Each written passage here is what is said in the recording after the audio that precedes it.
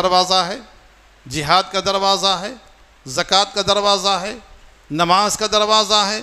ابھی اللہ کے نبی صلی اللہ علیہ وسلم بیان فرما رہے تھے، درمیان میں ابو بکر صدیق رضی اللہ تعالیٰ عنہ نے نبی کریم صلی اللہ علیہ وسلم سے سوال کیا، اللہ کے نبی صلی اللہ علیہ وسلم جنت کے 8 دروازوں میں سے اگر کوئی داخل ہوتا ہے تو ایک ہی دروازے سے داخل ہوگا؟ کوئی بھی جنت میں جائے گا، داخل ہوگا تو ایک ہی دروازے سے داخل ہوگا؟ کیا اس امت کا ایسا کوئی خوش نصیب بھی ہے، سعادت مند بھی ہے، جس کو اللہ رب العالمین جنت کے 8 دروازوں سے داخل ہونے کی اجازت دے؟ کیا کوئی ایسا خوش نصیب بھی ہے کہ کل قیامت کے دن اللہ رب العالمین کے حکم سے فرشتے باب الصدقہ، باب الزکوٰۃ، باب الجہاد، باب الریان، ان دروازوں پر کھڑے ہوئے فرشتے کسی اللہ کے بندے سے یہ کہے کہ آپ اس دروازے سے آئیے، اہلاً خوش آمدید، آپ اس دروازے سے آ کر کے اس دروازے کو اعزاز بخشیے، آپ اس دروازے سے آ کر اس دروازے کو عزت بخشیے؟ کیا 8 دروازوں پہ رہنے والے فرشتے کسی کو دعوت دیں گے، بلائیں گے، استقبال کریں گے اور یہ چاہیں گے کہ وہ اللہ کا بندہ اس دروازے سے داخل ہو جس دروازے پر وہ فرشتہ کھڑا ہوا ہے؟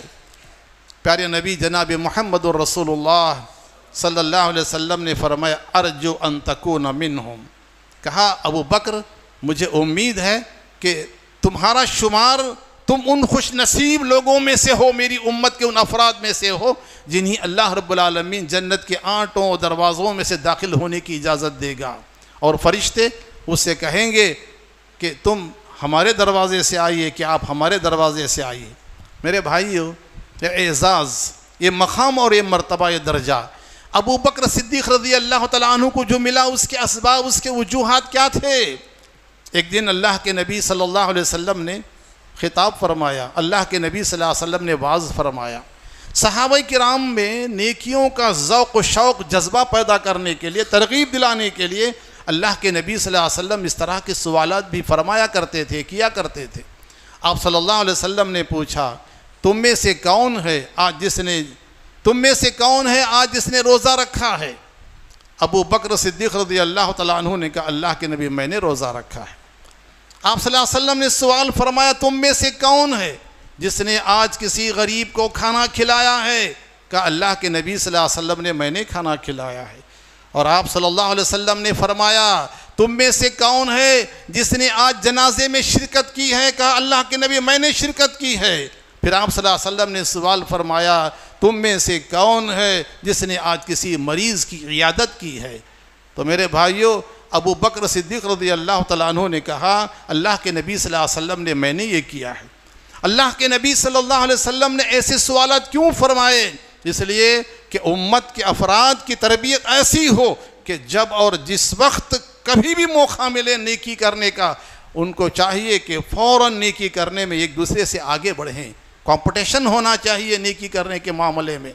میرے بھائیو، عیادت کے سلسلے میں، بیمار پرسی کے سلسلے میں، مزاج پرسی کے سلسلے میں اس حدیث کو یاد کیجئے کہ جناب محمد الرسول اللہ صلی اللہ علیہ وسلم ارشاد فرماتے ہیں اگر کوئی مسلمان صبح کے وقت میں کسی مریض کی عیادت کے لیے، مزاج پرسی کے لیے جاتا ہے، صبح کے وقت جاتا ہے، شام تک 70,000 فرشتے اس کے حق میں رحمت کی، مغفرت کی دعا کرتے ہیں۔ سبحان اللہ، 70,000 فرشتے۔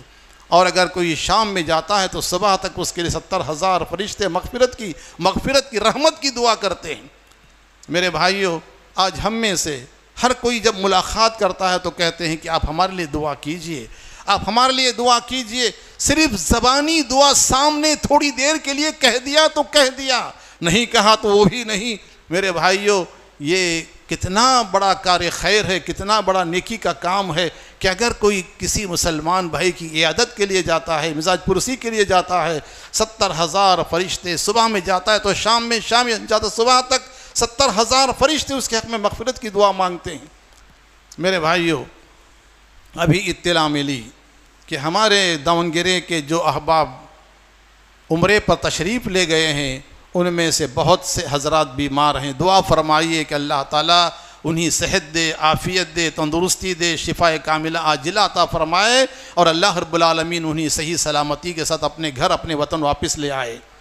میرے بھائیوں، اس حدیث کو یاد کیجئے، جناب محمد الرسول اللہ صلی اللہ علیہ وسلم ارشاد فرماتے ہیں قیامت کا دن ہوگا، اللہ رب العالمین ایک انسان سے سوال کریں گے کہ میں بیمار تھا، تو نے میری عیادت نہیں کی، میں بیمار تھا، تو نے میری مزاج پرسی نہیں کی۔ وہ کہے گا کہ اللہ تو بیمار ہو سکتا ہے، ساری کائنات کو شفا دینے والا تو بیمار ہو سکتا ہے۔ اللہ رب العالمین فرمائے گا کہ میرا فلاں بندہ بیمار تھا، میرا فلاں بندہ مریض تھا، اگر تم اس کی عیادت کے لیے گئے ہوتے تو وہاں تم میری مغفرت کو پاتے، میری قربت کو پاتے، میری رضا کو پاتے اور میری نزدیکی کو پاتے۔ میرے بھائیوں، ہمارے رشتہ داروں میں سے کتنے احباب ہوتے ہیں جو بیمار ہوتے ہیں، مزاج پرسی، عیادت آج تقریباً مسلمانوں سے اڑتا جا رہا ہے۔ ہمارے اسلاف وہ تھے، میرے بھائیوں، مولانا ثناء اللہ امرتسری رحمہ اللہ کے بارے میں آتا ہے کہ مولانا ثناء اللہ امرتسری رحمہ اللہ اسلام دشمن ایک شخص جس نے جو مسلمان تھا، مسلمان ہونے کے بعد وہ پھر کافر ہو گیا اور اسلام کے خلاف اس نے بہت ہنگامہ کیا، آج سے 100 سال پہلے۔ میرے بھائیوں، جب وہ بیمار ہوا تو ان کی ملاقات کے لیے گئے، سرحانے، ان کی ملاقات کرنے کے بعد سرحانے اس زمانے میں 1933 میں ان کے سرحانے کے نیچے 500 روپے رکھ دیے اور ان کے حق میں دعا کی۔ میرے بھائیوں، جب آدمی بیمار ہوتا ہے، نبی کریم جناب محمد الرسول اللہ صلی اللہ علیہ وسلم مزاج پرسی کے لیے تشریف لے جاتے تو اس کی صحت و عافیت کے لیے دعا بھی کرتے ہوئے اس کو دین کی طرف دعوت دیتے۔ آدمی جب بیمار ہوتا ہے تو اس کا مائل حق قبول کرنے کے لیے، نصیحت قبول کرنے کے لیے آمدہ ہوتا ہے۔ اللہ کے نبی صلی اللہ علیہ وسلم ایک یہودی کی مزاج پرسی کے لیے گئے، ایک یہودی کی عیادت کے لیے گئے، اور جب اس کی عیادت فرمائی تو آپ نے اس کے سامنے اسلام کو پیش کیا۔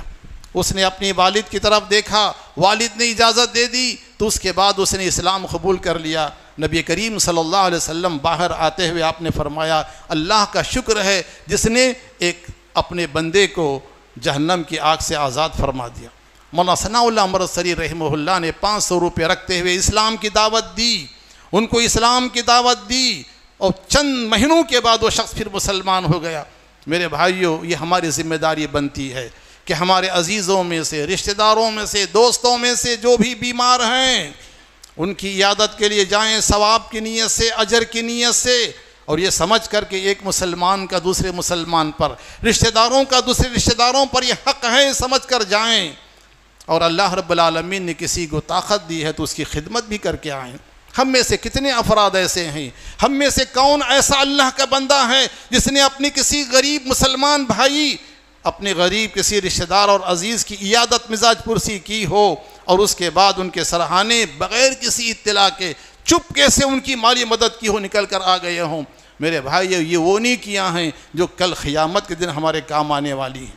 میرے بھائیو، جناب محمد الرسول اللہ صلی اللہ علیہ وسلم کے پاس چند صحابہ کرام آئے۔ دیکھیے، باتیں چھوٹی چھوٹی معلوم ہو سکتی ہیں، بات مختصر سی معلوم ہو سکتی ہے، ہلکی معلوم ہو سکتی ہے، لیکن آپ کو چاہیے کہ آپ کی نظر اس آیت کریمہ پر رہے کہ نبی کریم صلی اللہ علیہ وسلم نے ارشاد فرمایا، اللہ تعالیٰ نے ارشاد فرمایا فَمَن يَعْمَلْ مِثْقَالَ ذَرَّةٍ خَيْرًا يَرَهُ وَمَن يَعْمَلْ مِثْقَالَ ذَرَّةٍ شَرًّا يَرَهُ۔ جو بھی چھوٹی سی چھوٹی نیکی کرتا ہے تو وہ نیکی بھی کل قیامت کے دن اس کے نام اعمال میں شامل کی جائے گی، اور ہو سکتا ہے کہ اللہ رب العالمین اسی نیکی کے بدلے میں اس کی مغفرت فرما دے، اس کی بخشش فرما دے۔ کیا آپ کو پتہ نہیں صحیح بخاری کی وہ حدیث کہ جناب محمد الرسول اللہ صلی اللہ علیہ وسلم ارشاد فرماتے ہیں کہ ایک زانیہ، ایک بد اخلاق بد کردار عورت، ایک بد کردار خاتون، وہ سفر پہ نکلی، راستے میں اس کو پیاس لگی تو اس نے اپنے موزے سے پانی پی لیا۔ اس کے بعد اس نے دیکھا کہ وہاں ایک کتا پیاسا گیلی مٹی چاٹ رہا ہے اور اپنی پیاس بجھا رہا ہے۔ اس عورت کو اس پیاسے کتے پر ترس آیا اور اس عورت نے اس کے پاس لوٹا نہیں تھا، اس کے پاس بالٹی نہیں تھی، اس نے اپنا دوپٹہ یا اپنے موزوں کے ذریعے سے پانی اس کنویں سے نکال کر اس پیاسے کتے کے پیاس کو بجھایا۔ فرماتے ہیں پیارے نبی جناب محمد الرسول اللہ صلی اللہ علیہ وسلم فشکر اللہ وغفر لہا، اللہ رب العالمین نے اس کی اس نیکی کی قدردانی فرمائی، اس کی اس نیکی کو اللہ رب العالمین نے قبول فرمایا، پسند فرمایا، اور اللہ رب العالمین نے اس کی مغفرت فرما دی، اس کی بخشش فرما دی۔ کہ کون سا بڑا کام تھا میرے بھائیوں؟ جناب محمد الرسول اللہ صلی اللہ علیہ وسلم کے پاس چند غریب صحابہ آئے، مسکین صحابہ آئے، مفلوق الحال صحابہ کرام آئے۔ انہوں نے آ کر نبی کریم صلی اللہ علیہ وسلم سے کہا ذہب اہل الدثور من المؤمنین بالدرجات العلا والنعیم المقیم۔ اللہ کے نبی صلی اللہ علیہ وسلم، یہ مالدار ہمارے برابر نماز پڑھتے ہیں، یہ مالدار صحابہ ہمارے برابر روزہ رکھتے ہیں، یہ مالدار صحابہ ہمارے برابر جہاد کرتے ہیں، جو نیکیاں ہم کرتے ہیں وہ ساری نیکیاں ہمارے مالدار صحابہ بھی کرتے ہیں، لیکن مالی ایثار، مالی قربانی، سخاوت کے ذریعے سے مالی قربانیوں کے ذریعے سے انہوں نے کیا کیا؟ ذہب اہل الدثور من المؤمنین بالدرجات العلا والنعیم المقیم، جنت کے اونچے اونچے درجوں پر انہوں نے قبضہ کر لیا، جنت کے اونچے اونچے درجے انہوں نے حاصل کر لیے مالی ایثار و قربانی کی وجہ سے۔ اب ہمارا کیا حال ہوگا؟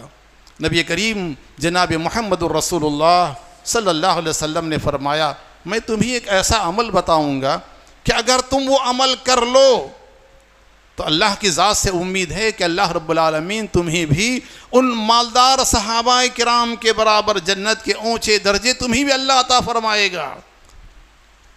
صحابہ کرام میں جنت کو پانے، جنت کو حاصل کرنے، جنت کے اعلیٰ درجے حاصل کرنے کے لیے کتنا شوق تھا، اس میں کوئی دو رائے نہیں تھی کہ صحابہ کرام اللہ ان سے راضی ہوا اور وہ اللہ سے راضی ہوئے، جنت ان کے لیے تو تھی ہی، اس کے باوجود صحابہ کرام یہ چاہتے تھے کہ جنت کے اونچے درجے ان کو حاصل ہوں۔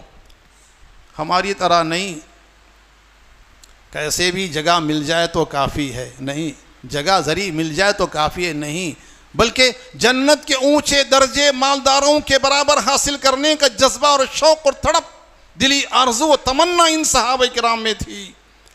اللہ کے نبی صلی اللہ علیہ وسلم نے ارشاد فرمایا کہ دیکھو ایسا کرو، فرض نماز کے بعد بیٹھو اطمینان سے، 33 مرتبہ سبحان اللہ پڑھو، 33 مرتبہ الحمدللہ کہو، 34 مرتبہ اللہ اکبر کہو، یا نہیں تو 34 مرتبہ اللہ اکبر 33 اور 1 مرتبہ لا الہ الا اللہ وحدہ لا شریک لہ لہ الملک ولہ الحمد وہو علی کل شیء قدیر پڑھ لو۔ صحابہ خوش ہو گئے، نماز ہو گئی، سارے صحابہ کرام بیٹھ گئے، جو غریب صحابہ تھے ذکر کرنے لگے، تسبیح پڑھنے لگے۔ میرے بھائیوں، مالدار صحابہ نے دیکھا کیا بات ہے، خلاف معمول آج یہ صحابہ کرام بیٹھ گئے ہیں، تو چپکے سے آ کر کے مالدار صحابہ نے غریب صحابہ سے پوچھا کیا پڑھ رہے ہو، خلاف معمول کیا ذکر کر رہے ہو، کون سی تسبیح پڑھ رہے ہو؟ اب لیجئے مصیبت آ گئی، کہیں تو مصیبت، نہ کہیں تو پریشانی، کہیں تو مالدار صحابہ ہمارے برابر بیٹھ جائیں گے اور جنت کے اونچے درجے حاصل کر لیں گے، نہ کہیں تو علم چھپانے کا جو عذاب ہے، جو گناہ ہے وہ آئے گا۔ تو انہوں نے کہہ دیا، میرے بھائیو قربان جائیں، انہوں نے بتا دیا کہ اللہ کے نبی صلی اللہ علیہ وسلم نے ہم کو یہ تعلیم دی ہے۔ مالدار صحابہ بھی بیٹھ گئے، مالدار صحابہ بھی بیٹھ گئے۔ میرے بھائیو، سفر میں بڑے عجیب مشاہدات، تجربات ہوتے ہیں۔ ایک جگہ میں گیا، ایک مالدار سے میں نے ملاقات کی، میں نے کہا کہ دیکھیے فلاں جگہ مسجد بن رہی ہے، آپ اس کے لیے کچھ مالی مدد کیجئے، کچھ حصہ لیجئے۔ تو مالدار نے کہا، واللہ مالدار نے کہا ہم نے بہت نیکیاں کر لی ہیں، ہم نے بڑی بڑی نیکیاں کر لی ہیں، وہ میرا بھائی ہے نا، اس نے کچھ نہیں کہ اس کے پاس جائیے۔ یہ کیا ہے؟ یہ یہاں صحابہ کرام ہمارے لیے نمونہ ہیں، صحابہ کرام ہمارے لیے آئیڈیل ہیں۔ مالدار صحابہ کرام بیٹھ گئے غریب صحابہ کے برابر بھی، انہوں نے بھی تسبیح پڑھنا شروع کر دیا۔ ہے ہمارے بھائیوں کے پاس آج وقت؟ کیا بتائیں میرے بھائیوں، بہت سے ہمارے بھائیوں کو میں نے دیکھا مسجد میں داخل ہوتے ہیں، اقامت ہوتی رہتی ہے، صف میں کھڑے ہوئے ہیں، ذرا سا وہ ہمارے ساتھ جو لگا ہوا ہے وہ موبائل ذرا سا گر کیا تو فوراً چھوڑ کے نکل جاتے ہیں۔ آئے کیوں ہیں اللہ کے دربار میں؟ اللہ کے دربار میں آئے کیوں ہیں؟ یہ گستاخی کسی ڈی سی، کسی ایم پی، کسی منسٹر کے سامنے سے ہو سکتی ہے؟ ایسی گستاخی کرتے ہیں؟ اللہ سبحانہ و تعالیٰ کے دربار میں آنے کے بعد ادھر اقامت ہو رہی ہے، تکبیر کہنے کو ہے، تکبیر بھی ہو چکی ہے، بات گفتگو کر کے اندر آتے ہیں، تھوڑی دیر کے لیے اس کا گلا دبا نہیں سکتے، اس کو گلا گھونٹ نہیں سکتے، اس کو بد نہیں کر سکتے اس کو۔ ایک خطبہ جمعہ میں نے کہا کہ میرے بھائیوں، میں نے دیکھا بعض حضرات کو کہ آئے ہیں مسجد میں، آئے ہوئے ہیں، ہم یہاں کھڑے ہوئے خطبہ دینے کے لیے، سب نظر آتا ہے، ہماری آنکھوں کے سامنے سارا منظر ہوتا ہے، بعض لوگ خطبہ ہوتا رہتا ہے، بات گفتگو کرتے کرتے ثانی خطبے میں آ کے شریک ہو جاتے ہیں۔ میں نے کہا کہ اس کو بند کیجئے۔ کیا بتاؤں میرے بھائیوں، اللہ رحم فرمائے، توفیق دے ہمارے بھائیوں کو۔ خطبہ جمعہ میں، اسی خطبے میں نے کہا، 10 منٹ کے بعد میں دیکھ رہا ہوں کہ ایک صاحب دوران خطبہ بات کر رہے ہیں موبائل سے، دوران خطبہ، نعوذ باللہ، استغفر اللہ، دوران خطبہ بات کر رہے ہیں، پھر دبا کے رکھ رہے ہیں۔ کیا تماشا ہے اللہ کے گھر میں آ کر کے۔ نماز کے بعد بیٹھیے، ذکر کیجئے، نیکیاں کمانے میں آگے بڑھیے، نیکیاں کمانے میں کمپٹیشن کیجئے۔ جس طرح صحابہ کرام نے نیکیاں کمانے میں ایک دوسرے سے آگے بڑھنے کی کوشش کی، اس طرح کی کمپٹیشن ہمارے اندر ہونا چاہیے۔ ہمارا کمپٹیشن کس میں ہے؟ فلاں نے گاڑی لی ہے، اب وہ گاڑی لے کے گھوم پھر رہا ہے اپنے ساتھیوں میں، ہماری ناک نیچی ہو رہی ہے، اس سے اچھی گاڑی لینا ہے، کمپٹیشن۔ فلاں نے نکاح کیا، کیا دعوت تھی اس کی، لوگوں نے بڑی تعریف کی، اس سے اچھی دعوت ہونی چاہیے۔ ولیمہ کی دعوت میں کمپٹیشن، افطار کی دعوت میں کمپٹیشن، سوٹ بوٹ پہننے میں کمپٹیشن، کار بنگلہ لینے میں کمپٹیشن۔ اللہ اکبر میرے بھائیوں، صحابہ کرام وہ تھے جب انہیں نیکی کا موقع ملتا تو سب سے پہلے آگے بڑھ کر کے نیکی کیا کرتے تھے۔ اللہ تعالیٰ فرماتے ہیں فاستبقوا الخیرات، نیکی کمانے میں آگے بڑھو۔ اللہ رب العالمین نے ارشاد فرمایا وَسَارِعُوا إِلَىٰ مَغْفِرَةٍ مِّن رَبِّكُمْ وَجَنَّةٍ عَرْضُهَا السَّمَاوَاتُ وَالْأَرْضُ أُعِدَّتْ لِلْمُتَّقِينَ۔ لوگو، جنت حاصل کرنے کے لیے دوڑو، آگے بڑھو۔ وہ جنت، اللہ اکبر، جس کی چوڑائی زمین اور آسمان کے برابر ہے۔ صحیح بخاری کی حدیث ہے، جناب محمد الرسول اللہ صلی اللہ علیہ وسلم نے ذکر فرمایا، اللہ اکبر، سب سے آخر میں جنت میں جو جائے گا، وہ شخص جو سب سے آخر میں جنت میں جائے گا، اس کے بارے میں اللہ کے نبی صلی اللہ علیہ وسلم فرماتے ہیں، صحیح بخاری کی حدیث ہے، اللہ سبحانہ و تعالی اپنے ان بہت سے بندوں کو جنہوں نے دنیا میں بہت سے گناہ کیے تھے، ان کو سزا دے کر کے اللہ رب العالمین جنت میں داخل فرمائے گا۔ سزا جو ہوگی، جہنم میں داخلے کے بعد وہ سیاہ کوئلہ بن جائیں گے، نہر حیات میں ان کو غسل دیا جائے گا، پھر وہ تر و تازہ ہو جائیں گے۔ سب سے آخری میں جو شخص جنت میں جائے گا، اس کو نہر حیات سے نکال کر کے جنت کے قریب پہنچایا جائے گا۔ وہ دیکھے گا کہ ایک سایہ درخت ہے، وہاں سایہ درخت ہے۔ اللہ رب العالمین سے کہے گا کہ اللہ، کیا میں ہی بد نصیب تیرا بندہ ہوں کہ جنت میں داخل نہیں ہو سکا؟ ادھر جہنم کی لو، جہنم کی گرمی مجھے پہنچ رہی ہے، تیری مہربانی ہوگی، تیری رحمت ہوگی کہ مجھے اس درخت کے سائے میں جگہ عطا فرما دے۔ اللہ تعالیٰ فرمائیں گے، اس سے کہیں گے اگر میں تجھ کو اس درخت کے سائے میں پہنچا دوں تو کوئی دوسرا سوال نہیں ہوگا؟ کہا نہیں اللہ، نہیں ہوگا، بس وہاں پہنچا دیے۔ اب جب جا کر کے وہاں پہنچے گا درخت کے سائے میں، وہ دیکھے گا کہ جنت کی زرق و برق، اس کی رونق، اس کی روشنی، اس کا نور، اس کی راحتیں، اس کی آلائشیں، اس کی زیب و زینت، اس کی نعمتیں، تو اللہ رب العالمین سے وہ کہے گا کہ اللہ، مجھے جنت میں داخلہ تو نہ صحیح، وہ جنت کے سائے میں، جنت کے قریب تھوڑی سی جگہ دے دے تاکہ میں وہاں پہنچ جاؤں، اس کی دیوار کے سائے میں رہنے لگوں۔ اللہ تعالیٰ فرمائے گا، دوسرا سوال نہیں کرے گا، کہا کہ نہیں، دوسرا سوال نہیں ہوگا، تو اللہ رب العالمین اس کے قریب پہنچا دیں گے۔ اب جب وہ دیکھے گا جنت کو اپنی دونوں آنکھوں سے، تو پھر اللہ سے کہے گا کہ اللہ کیا میں اتنا بد نصیب ہوں کہ جنت میں داخلہ نہ ملے؟ اللہ تعالیٰ اسے فرمائیں گے کہ جاؤ، جنت تمہارے لیے اتنی بڑی ہے، اتنی بڑی ہے جیسے زمین اور آسمان کی وسعت ہے۔ وہ کہے گا کہ اللہ تم اس سے مذاق نہ فرما، کہے گا کہ نہیں مذاق نہیں، جاؤ اندر۔ میرے بھائیوں، جب فرشتے اس کو لے کر اندر داخل ہوں گے، ایک ایسا محل وہ دیکھے گا سفید موتیوں والا، دیکھتے ہی وہ سجدے میں گر جائے گا۔ کیوں بھائی، کیوں سجدے میں گر گئے؟ کہا ہو نہ ہو یہ جنت میرے رب کی، میرے مالک کی جنت ہے، یہ محل میرے مالک کا، میرے رب کا ہے۔ فرشتے کہیں گے کہ نہیں، وہ تیرے لیے اللہ تعالیٰ نے بنایا ہے۔ سبحان اللہ، اللہ تعالیٰ نے پوری موتی، کھوکھلی موتی میں تیرے لیے بنایا ہے۔ اللہ تعالیٰ فرماتے ہیں ساریعوا الی مغفرۃ من ربکم وجنۃ ارضھا السماوات والارض۔ نیکیاں کمانے میں ہم کو آگے بڑھنا چاہیے جب موقع ملے۔ میرے بھائیوں، جناب محمد الرسول اللہ صلی اللہ علیہ وسلم کے خادم تھے ربیعہ بن کعب مالک اسلمی رضی اللہ تعالیٰ عنہ۔ وہ خادم نہیں تھے بلکہ خدمت کے لیے اپنے آپ کو انہوں نے وقف کر لیا تھا۔ اللہ کے نبی صلی اللہ علیہ وسلم جب آرام فرماتے رات میں اور اٹھتے تہجد کے لیے، تو اللہ کے نبی صلی اللہ علیہ وسلم کی خدمت کرنے کے لیے وہ مسجد میں تیار رہتے۔ ربیعہ بن کعب مالک اسلمی رضی اللہ تعالیٰ عنہ کہتے ہیں کہ میرا معمول تھا کہ اللہ کے نبی صلی اللہ علیہ وسلم گھر سے نکلتے، دروازہ کھلا، پانی لے کے تیار اللہ کے نبی کو دے دیا، آپ ضرورت سے فارغ ہو کر آئے، وضو کرا دیا، یہ زندگی کا معمول تھا۔ ایک دن اللہ کے نبی صلی اللہ علیہ وسلم نے فرمایا یا کعب سل توتا، اے کعب مانگو، جو مانگیں، جو سوال کریں، جو پوچھیں تمہیں دے دیا جائے گا، تمہاری آرزو، تمہاری طلب، تمہاری مانگ پوری کی جائے گی۔ کیا سوال کیا انہوں نے، کیا پوچھا انہوں نے نبی کریم صلی اللہ علیہ وسلم سے؟ کتنا بہترین گولڈن چانس تھا، کتنا سنہری موقع تھا۔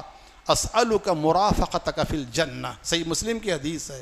انہوں نے کہا اللہ کے نبی ایک ہی آرزو ہے، اللہ کے نبی ایک ہی خواہش ہے، دلی تمنا اور تڑپ ایک ہی ہے کہ میں جنت میں آپ کی رفاقت چاہتا ہوں، جنت میں میں آپ کی صحبت چاہتا ہوں، جنت میں آپ سے قریب رہنا چاہتا ہوں۔ اللہ کے نبی صلی اللہ علیہ وسلم نے پھر دوسری مرتبہ ان سے کہا یا کعب سل توتا، مانگو جی مانگو، موقع ہے مانگو، کیا چاہتے ہو؟ پھر وہی کہا اسألک مرافقتک فی الجنہ، کہ میں جنت میں آپ کی نزدیکی صحبت قربت چاہتا ہوں۔ میرے اسلامی بھائیو، 2 مرتبہ 3 مرتبہ انہوں نے یہی کہا۔ پیارے نبی صلی اللہ علیہ وسلم نے ارشاد فرمایا، اللہ کے نبی صلی اللہ علیہ وسلم نے فرمایا فَإِنِّي عَلَيْكَ بِكَثْرَةِ السُّجُودِ، اگر تم چاہتے ہو کہ مجھ سے جنت سے قریب رہو، تم کو چاہیے کہ تم کثرت سے نفل نماز پڑھو، کثرت سے نفل نماز پڑھو۔ سنن کی پابندی، نوافل کی پابندی، یہ ایسی عبادت ہے، یہ ایسی نیکی ہے کہ جس کے سلسلے میں آج ہم لوگ بہت غفلت برت رہے۔ میرے بھائیوں، کیا بات ہے، جمعے کی نماز ختم ہوتی ہے، آدھی مسجد خالی ہو جاتی ہے۔ یہ موقع ہے اپنے آپ کو بدلنے کا، یہ موقع ہے ہماری اپنی زندگی میں تبدیلی لانے کا، انقلاب پیدا کرنے کا۔ جب ہمارے سامنے حدیث آ جائے، پیارے نبی صلی اللہ علیہ وسلم کا حکم آ جائے، ہم کو چاہیے کہ ایسے موقعوں کی تلاش میں رہیں، جب موقع ملے ہم فوراً اس پر عمل کرنے کے لیے تیار ہو جائیں۔ اللہ کے نبی صلی اللہ علیہ وسلم نے کیا فرمایا؟ اگر تم چاہتے ہو کہ مجھ سے قریب رہو جنت میں، تم کو چاہیے کہ تم کثرت سے نفل نماز ادا کرو، نفل نماز پڑھو، کثرت سے سجدے کرو۔ اللہ کے نبی صلی اللہ علیہ وسلم نے حضرت بلال رضی اللہ تعالیٰ عنہ سے کہا، حضرت عمر سے بھی کہا، صبح کی نماز کے بعد آپ نے فرمایا عمر، میں نے جنت میں تمہاری حور کو دیکھی۔ کہ اللہ کے نبی صلی اللہ علیہ وسلم نے فرمایا کہ اللہ رب العالمین نے مجھے جنت کی سیر کروائی، مجھے بتایا گیا کہ عمر یہ تمہاری جنت ہے، میں نے دیکھا کہ وہاں ایک حور وضو کر رہی ہے، مجھے بتایا گیا کہ یہ تمہاری حور ہے۔ جیسے ہی مجھے اطلاع ملی کہ تمہاری حور ہے تو میں نے اپنی نظر پھیر لی، تمہاری غیرت مجھے یاد آئی۔ عمر بن خطاب رضی اللہ عنہ کہنے لگے، اللہ کے نبی رونے لگے، کیا میں آپ سے غیرت کر سکتا ہوں؟ پھر کہا بلال سے کہ بلال تمہاری کون سی ایسی نیکی ہے جس کی وجہ سے اللہ رب العالمین نے میرے آگے آگے تم ہی میرے استقبال کے لیے منتخب کیا ہے، میں نے مجھ سے آگے تمہارے قدموں کی آہٹ سنی۔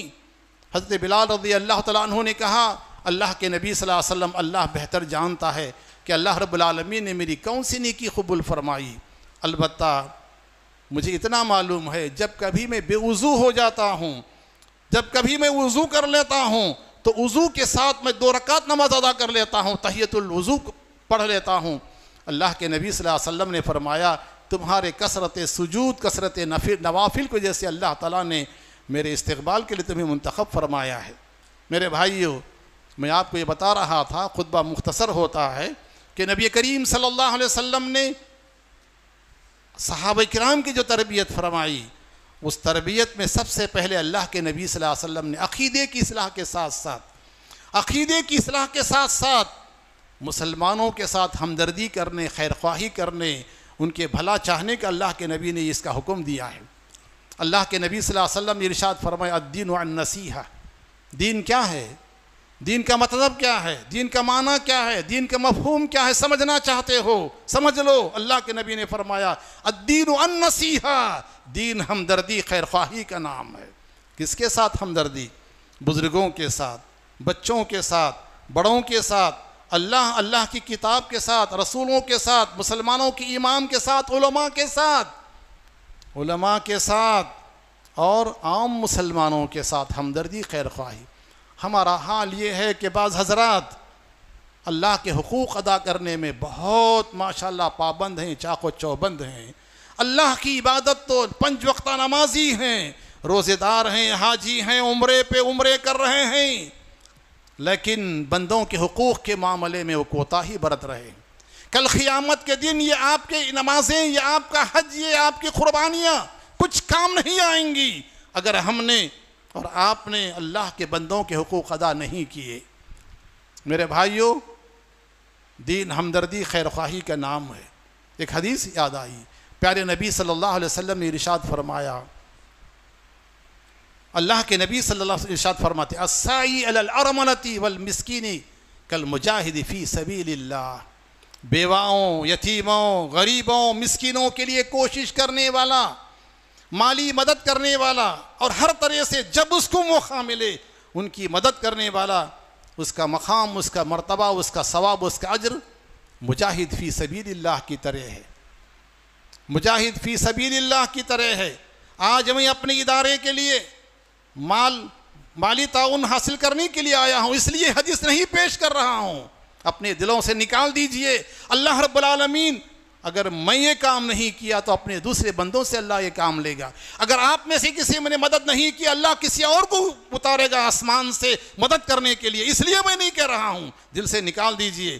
اللہ کے نبی صلی اللہ علیہ وسلم فرماتے ہیں، بخاری شریف کی حدیث ہے، الساعی علی الارملۃ والمسکین کالمجاہد فی سبیل اللہ، غریبوں، یتیموں، بیواؤں کی مدد کرنے والا، اس کا ثواب، اس کا اجر اللہ کی راہ میں جہاد کرنے والے کے برابر ہے، مجاہد کے برابر ہے۔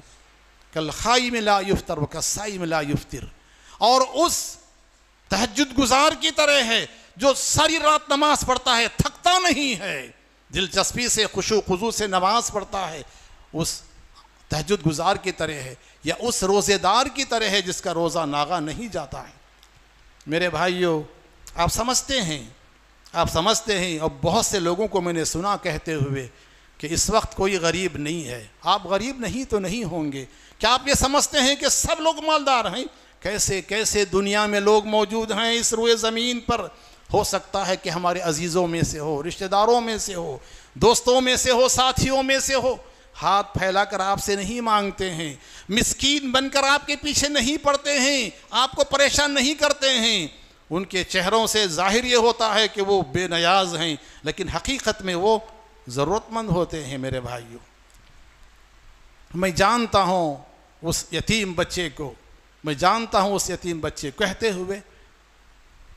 کہتے ہوئے کلیجہ منہ کو آتا ہے، خون کے آنسو آتے ہیں، کہنا مشکل ہو جاتا ہے۔ میں اس یتیم بچے کو جانتا ہوں جو رات کی تاریکی میں بھوک کی وجہ سے رو رہا تھا، بھوک کی وجہ سے تڑپ رہا تھا، اپنی والدہ کو پریشان کر رہا تھا، کہ امی جان مجھے کچھ کھانا کھلائیے، میں بہت بھوکا ہوں، گھر میں کچھ نہیں تھا۔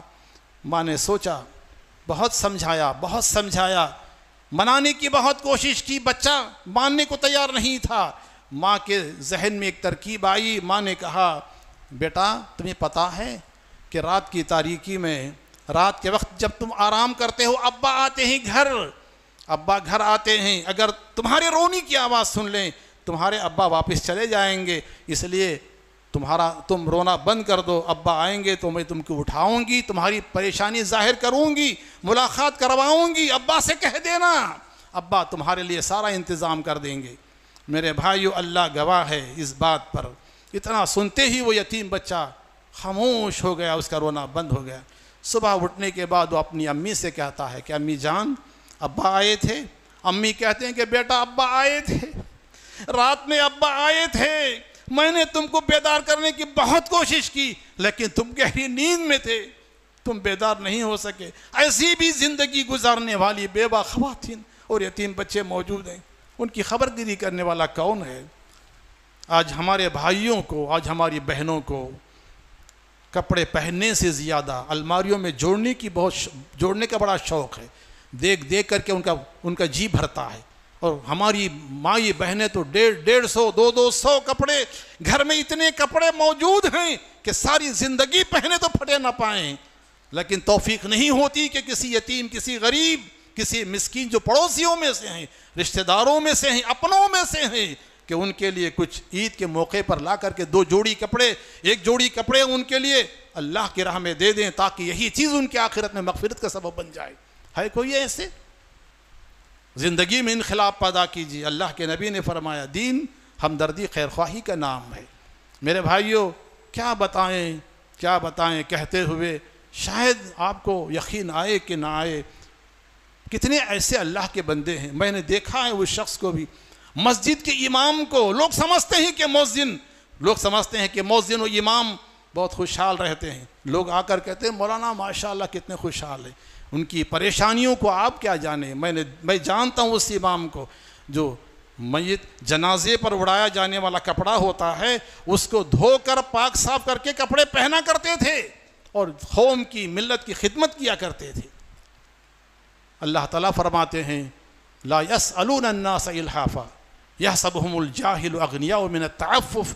بہت سے لوگ ایسے ہیں جو لوگوں کے پیچھے پڑ کے نہیں مانگتے ہیں، نادان یہ سمجھتے ہیں کہ وہ بہت خوشحال ہیں اور بہت بے نیاز ہیں۔ میرے بھائیوں، یہ میری اور آپ کی ذمہ داری بنتی ہے کہ جنہیں اللہ رب العالمین نے مال و دولت سے نوازا ہے کہ ایسے لوگوں کو تلاش کر کے پہنچائیں۔ اگر ہم نے یہ نہیں کیا، ہو سکتا ہے کہ قیامت کے دن وہ ہم ہی ہوں، ہو سکتا ہے کہ قیامت ہم میں سے کوئی ہو جس کو قیامت کے دن اللہ رب العالمین سوال کرے کہ میں برہنہ تھا تو نے کپڑا نہیں پہنایا، میں بھوکا تھا تو نے کھانا نہیں کھلایا، میں بیمار تھا تو نے مجھے میری عیادت نہیں کی۔ فرشتوں کو حکم ہوگا کہ اس کو اٹھا کے جہنم میں پھینک دیا جائے۔ میرے بھائیوں، جناب محمد الرسول اللہ صلی اللہ علیہ وسلم نے فرمایا کہ ایک مومن دوسرے مسلمان بھائی کے لیے ایسے ہی ہے جیسے ایک جسم ہے۔ اگر جسم کے کسی حصے کو چوٹ لگتی ہے تو اس کا درد سارے جسم کو محسوس ہوتا ہے۔ ایسا کبھی نہ کیجئے کہ کسی کو آپ دے کر اس کی تصویر لیں، کبھی ایسا نہ کیجئے کہ کسی کو دیں اور پھر اس کے سلسلے میں آپ لوگوں کے سامنے بیان کریں کہ ہم نے اس پر احسان کیا، ہم نے اس پر احسان کیا۔ میرے بھائیوں، اللہ رب العالمین سے دعا کیجئے کہ اللہ رب العالمین ہم جو بھی اللہ کی راہ میں خرچ کر رہے ہیں اللہ تعالیٰ اس کو قبول فرمائے، اور اللہ رب العالمین ماہ رمضان کی عبادتوں کو ہمارے قبول فرمائے، نماز کی شکل میں، قیام اللیل کی شکل میں، زکوٰۃ کی شکل میں، مالی صدقات و خیرات کی شکل میں، سخاوت کی شکل میں، ذکر و فکر کی شکل میں، تلاوت کی شکل میں، روزے کی شکل میں، جو بھی ہم نیکیاں کر رہے ہیں اللہ تعالیٰ اس کو شرف قبول عطا فرمائے، اور کل قیامت کے روز اللہ رب العالمین ہمارے میزان حسنات میں اس کو شامل فرمائے۔ ہم میں سے جو بیمار ہیں اللہ تعالیٰ شفا عطا فرمائے، صحت عطا فرمائے، اور ہماری اولاد کو اللہ تعالیٰ نیک بنائے، صالح بنائے، ہماری آنکھوں کی ٹھنڈک فرمائے، دل کا سکون اور سرور فرمائے۔ اللہ تعالیٰ ہماری خواتین کو نیک بنائے، صالح بنائے۔ رب العالمین مسلمانوں کی جان و مال، عزت و آبرو کی حفاظت فرمائے، اور رب العالمین ہمیں اس ماہ مبارک میں زیادہ سے زیادہ نیکیاں کر کے اپنے آپ کو جہنم سے آزاد کرنے کے قابل بنائیں۔ صلی اللہ علی النبی وآخر دعوانا الحمد للہ رب العالمین۔